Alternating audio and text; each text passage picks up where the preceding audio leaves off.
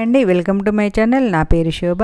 ఈరోజు మనం మిక్సీ కూడా అవసరం లేకుండా చాలా సింపుల్గా రోల్ తోటి పని లేకుండా కరెక్ట్ కొలతలతో టమాటా పచ్చడి ఎలా తయారు చేసుకోవాలో చూపిస్తాను.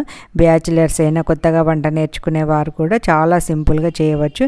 ఈ పచ్చడి మీరు అన్నంలోకైనా రోటీలోకైనా ఏదైనా టిఫిన్లోకైనా బాగుంటుంది తింటే. కొరకు నేను 1/2 kg టమాటాలు తీసుకుని, ఈ టమాటాలు ఎలా ఉండాలంటే గట్టిగా ఉండాలి, పండ్లలాగా ఉండాలి. వీటిని 2 సార్లు శుభ్రంగా కడిగి తుడుచుకోవాలి. కడిగి తుడుచుకున్నాక ఫ్యాన్ కింద ఒక 1/2 అవర్ ఆరబెట్టాలి. ఎక్కడైనా తడి ఉంటే వెళ్ళిపోతుంది. తర్వాత వీటిని చిన్న చిన్న ముక్కలుగా కట్ చేసుకోవాలి. ఎందుకంటే కొంచెం పేస్ట్ లాగా అవుతుంది చిన్న ముక్కలుగా కట్ చేసుకుంటే. ఇది నేను నిమ్మరసంతో పెడుతున్న 1 month అయినా నిల్వ ఉంటుంది. ఇది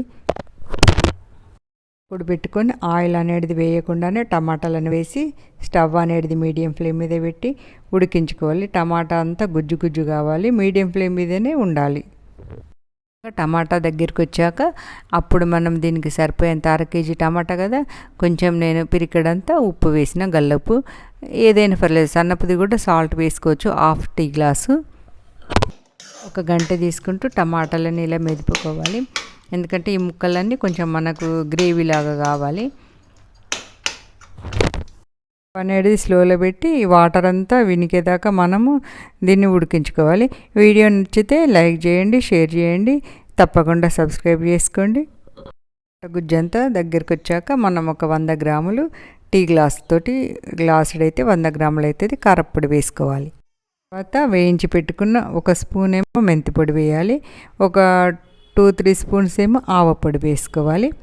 ఇవి వేసుకుంటే మనకు పచ్చడి ఫ్లేవర్ బాగుంటుంది.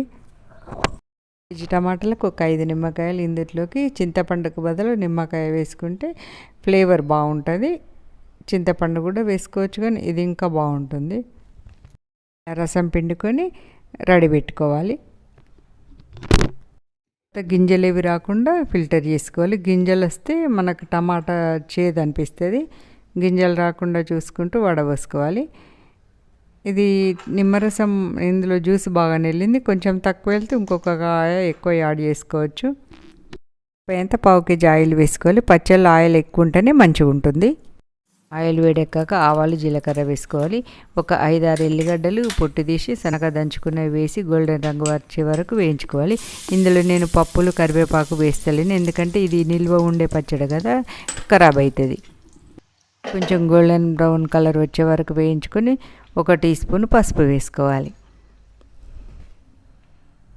కాయలంతా చల్లారాకనే ఇందులో వేసుకోవాలి, లేకపోతే పచ్చడి నలుపుకొస్తుంది.